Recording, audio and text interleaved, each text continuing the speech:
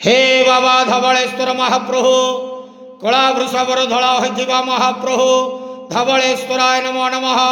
दीपं यदि परम ब्रह्मा दीपं यदि जनार्दन दीपहरतु मे पाप पूजा दीप नमस्तुते। बाबा धवलेश्वराय नमः।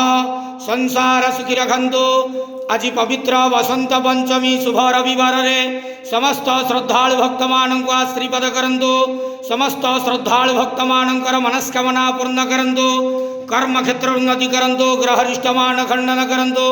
जगतर मंगल करंतु। विश्वर कल्याण करंतु। आपणकर नाम प्रकाश करंतु। समस्त गुआवसा भक्त मानकर मनस्कामना पूर्ण करंतु।